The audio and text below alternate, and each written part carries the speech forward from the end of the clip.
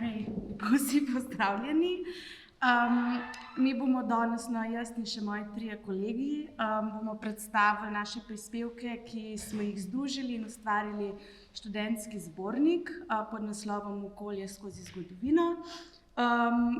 Zbornik obravnava 4 primere oziroma obravnava drugo polovico 20. stoletja, 4 primeri obravnavajo oziroma območje Slovenije, en primer obravnava, ki bo tudi Anđela danes predstavila, obravnava Ukrajino, potem pa še ena predstavitev obravnava pa Kitajsko.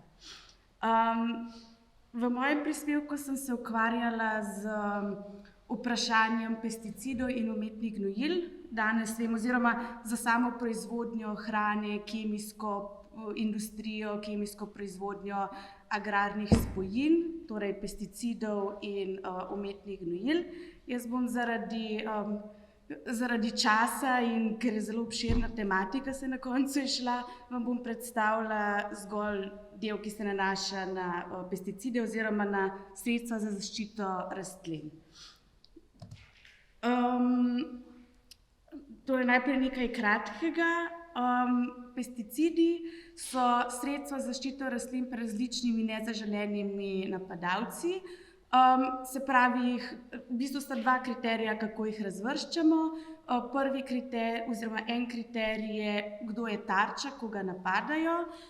Imamo herbicide, ki so usmerjeni proti rastlinam oziroma plevelu, kar je pač nezaželeno rastlinskega.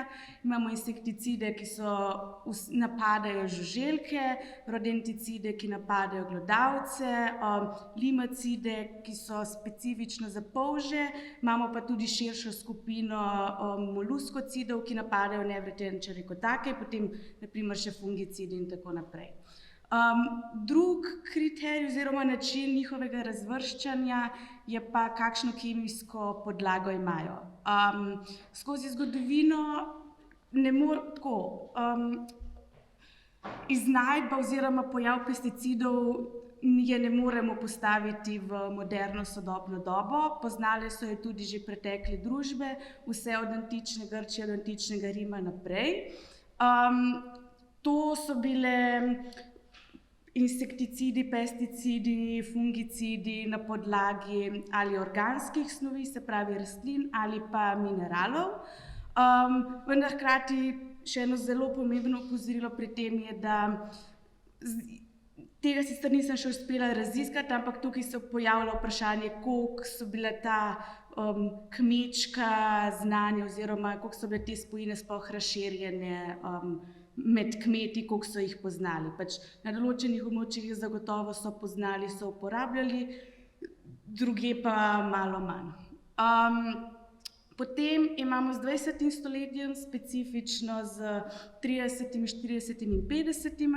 imamo odkritje novih vrst pesticidov, to so tako imenovani sintetični pesticidi. Jaz bom tukaj izpostavila, oziroma bom tudi kasneje govorila o organoklornih in organofosfornih, zato ker so to 2 najbolj problematični skupini z vidika okolja in ekologije. Imamo pa potem še tudi nekaj drugih. Sama industrijska proizvodnja. Jaz, ko sem to raziskovala, sem nekako razdelila celoten proces v 4 faze. Prva faza vključuje dolgo 19. stoletje oziroma v resnici je bilo že prvo podjetje odprto leta 1798 v Ljubljani za proizvodnjo modre galice oziroma bakrenega vitriola. Potem se je še v 70. let 19. stoletja še tudi v Hrastniku se v bistvu razširil, je ena tovarna razširila svoj proizvodni program. V tej prvi fazi zaznamo pojav proizvodnje modre galice. Modra galica je eden od anorganskih oziroma mineralnih pesticidov. Pri tem je zelo, zelo pomembno, da čeprav so jo proizvajali že predtem, do 70. oziroma 80. let 19. stoletja, modra galica ni bila znana kot pesticid. Uporabljali so jo v proizvodnji barv oziroma pri barvanju, uporabljali so jo tudi v medicini kot emetik, se pravi za sprožanje krčev in bruhanja, vendar je potem odkritje te nove uporabne vrednosti modre galice je sledilo šele v zadnjih desetletjih 20. stoletja. To lahko zasledimo tudi v slovenskem tisku, oziroma jaz bi tukaj izpostavila profesorja Frana Erjavca, ki je naredil eno delo leta 1867 in potem še eno novo delo leta 1880, v katerem opazimo razliko, se pravi, v obeh delih govori o modri galici, vendar šele v leta 1880 začne povezovati modro galico z kmetijstvom oziroma z zatiranjem škodljivcev v kmetijstvu.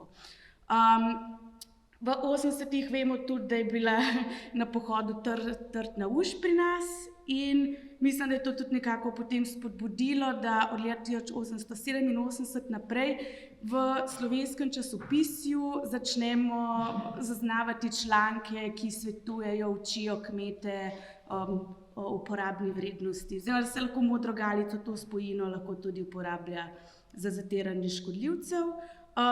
V tem času to odkritje te uporabne vrednosti modre galice se je v bistvu začela odvila najprej v Franciji, zato je zadeva takrat dobila tudi tako ime bordojska mešanica.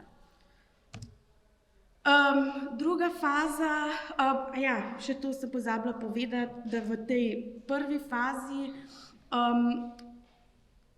imeli smo industrijsko proizvodnjo modre galice, vendar se je kemična industrija na slovenskih tleh predvsem ukvarjala, je spadala pod sektor predelovalne kemične proizvodnje. To pomeni proizvodnjo zdravil, mil, kozmetike, barv, lakov, industrijskih masti in tako naprej. Kemijska industrija kot taka se deli na predelovalno in na bazično. Bazična proizvaja same kemikalije in proizvaja na primer potem v sodobnem času tudi plastične mase, medtem ko predelovalna predeluje te kemikalije v nekaj novega.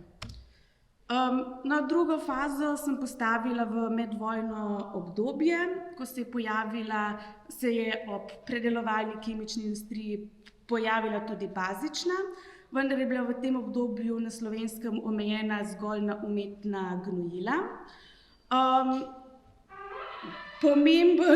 Poleg tega se je pa zgodil tudi en pomemben prehod naprej, oziroma je v 30-ih prišlo do pojava do prvih sintetičnih pesticidov oziroma fitofarmacevtskih pesticidov. Nekatere spojine, nekateri pesticidi so bili na novo odkriti, kar nekaj izmed njih pa je bilo znanih že prej. Vendar se je, tako kot smo videli na primeru modre galice, se je pač tudi tukaj na novo odkrilo uporabno vrednost. Jaz bom tukaj omenila DDT, oziroma ki je bil odkrit v letu 1874, potem je tekom 40-ih in 30-ih se je naredilo ogromno raziskav in se je v bistvu odkrilo, da je zelo pripomore pri zaviranju širjenja malarije in tifusa. Za to odkritje je Paul Müller leta 1948 dobil tudi Nobelovo nagrado za medicino.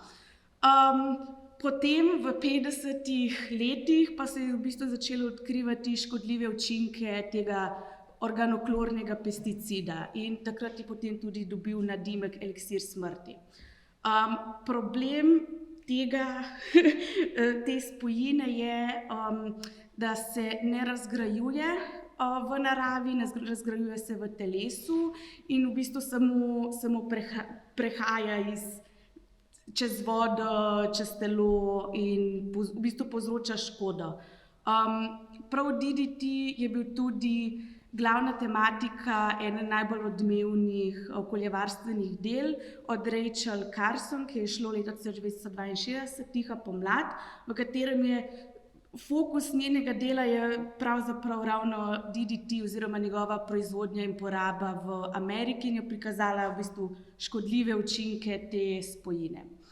Na drugi strani se mi zdi še zanimivo omeniti organofosforne insekticide oziroma pesticide, ki so njihov razvoj v bistvu nastal kot protiutež organoklornim, ker šlo je se za to, organoklorni so izredno škodljivi, se nabirajo, se ne razgrajujejo, potem so se razvili organofosforni, ki se razgrajujejo, metabolizirajo v naravi. S tem, da sam začetek razvoja teh spojin v bistvu se jih je uporabljalo v drugi svetovni vojni kot bojne pline.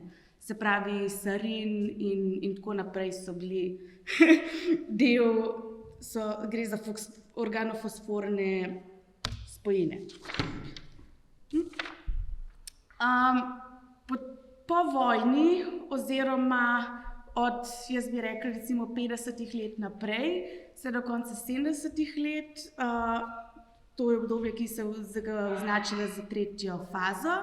V tej fazi se je pojavila bazična kemijska industrija, oziroma slovenska kemijska podjetja so začela proizvajati tudi sintetične pesticide. Pri nas najbolj znanim, to bom tudi potem v nadaljevanju, ko bom predstavila še ekološko katastrofo na Dravskem polju. Pri nas se je recimo začel Pinus Rače s tem ukvarjati v kasnejših desetletjih pa tudi Lek in Cinkarna Celje. To dobo na eni strani zaznamuje začetek domače proizvodnje sintetičnih pesticidov, na drugi strani tudi začetek rabe. Hkrati ob tem oziroma v roku 10-15 let, ko se je to začelo, pa so začela prihajati tudi prva opozorila o nevarnosti teh spojin za okolje in človeka. Četrta faza, jaz sem jo postavila od 1980 dalje.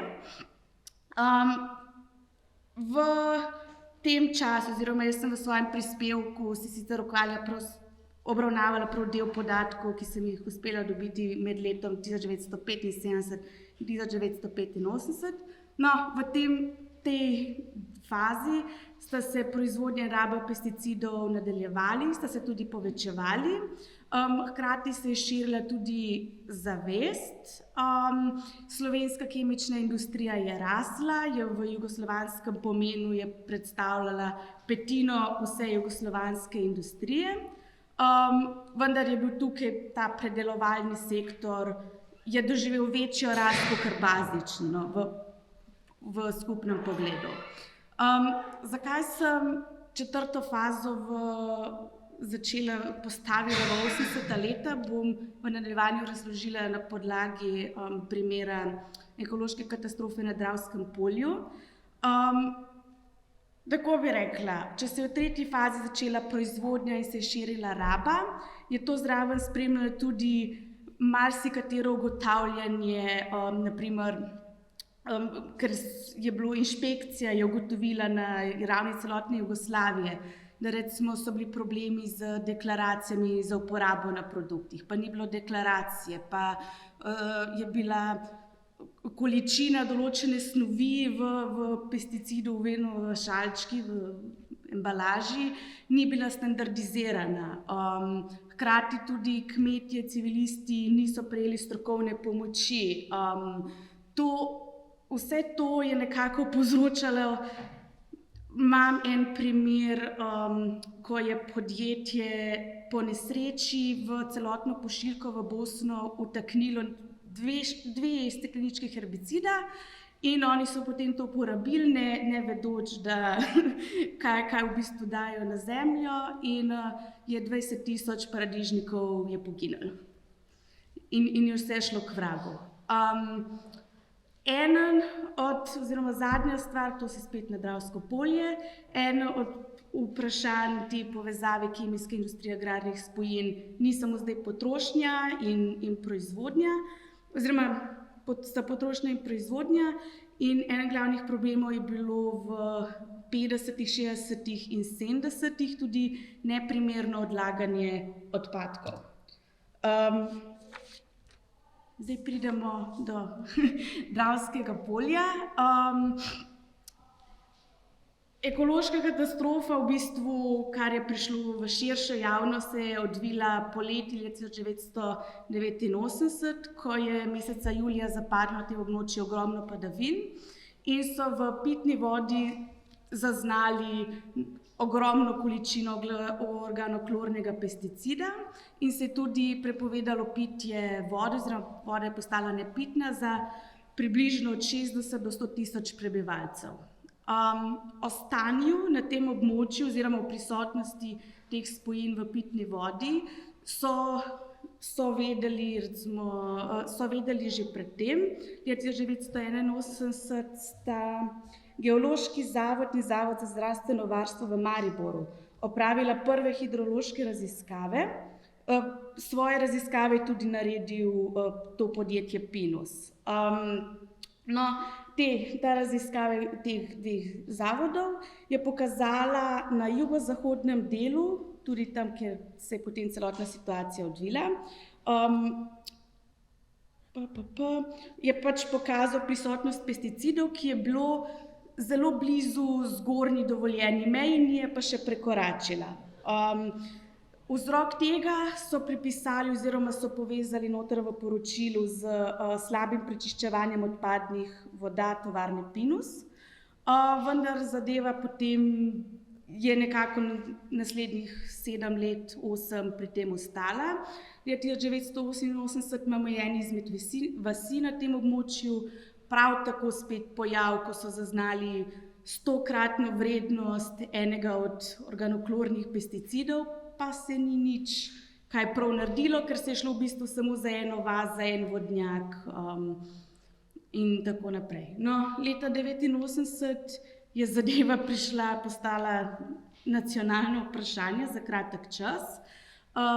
Specifični vir te katastrofe je bila Kozoderčeva gramozna jama, oziroma na tem območju je kar nekaj gramoznih jam, same po sebi niso škodljive, problem pa je, če nekdo začne zakopavati notri stvari, ki jih ne bi smel. Tovarna Pinus je v 50., 60. in 70. na ta območja, v določeno število teh jam, je zakopavala odpadke, odpadne vode in še marsikaj drugega.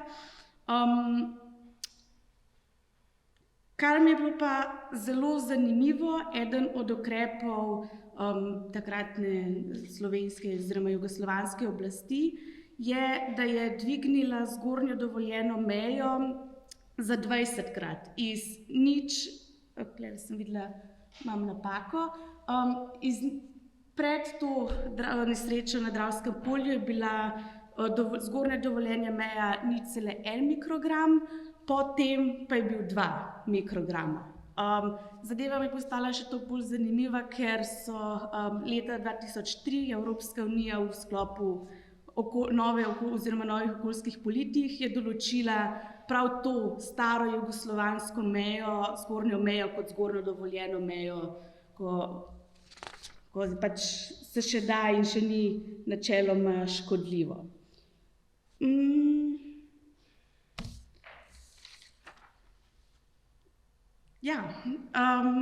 Zdaj počasi zaključujem.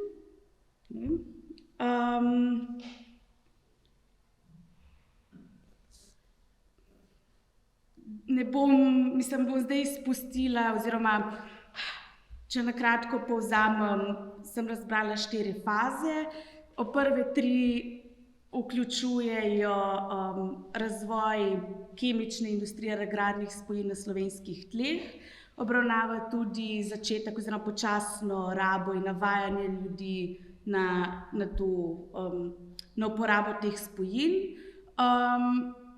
V tretji fazi se pojavi tudi vprašanje neprimernega proizvodnega procesa in kljub temu, da je Pinus Raček podjetje, ki je bilo sicer ustanovljeno že v 19. stoletju z slovenskim in dunajskim kapitalom, Kljub temu, da so v 70-ih letih prenehali z odlaganjem DDT-ja in tako naprej in teh odpadkov v gramoznih jamah, je zadeva še zmeraj tam. Te gramozne jame, identificiranih je bilo 17 nevarnih, nobena od njih še ni bila sanirana, vključena je tudi z Kozoderčevo, ki je predstavljala glavni epicenter leta 1989. Eden od problemov je specifično Kozoderčeva jama, ima 50.000 kubikov kontaminirane zemlje. Ta zemlja je v bistvu kontaminacija je tako problematična, da je ne morejo nikamor odvršiti, shraniti. Edina rešitev za to je sežig in najbližja primerna sežigalnica za to zemljo je v Nemčiji. Celoten prispevek mi je v bistvu bil zelo zanimiv. Se mi je zdelo pa še bolj zanimivo, ker mislim, da velja neka splošna percepcija, ideja, da je bila socialistična Jugoslavija neekološka v svojih praksah, kar mogoče niti ni tako zelo res, oziroma vsaj ne na vseh področjih in v vseh pogledih. To je to z moje strani. Hvala.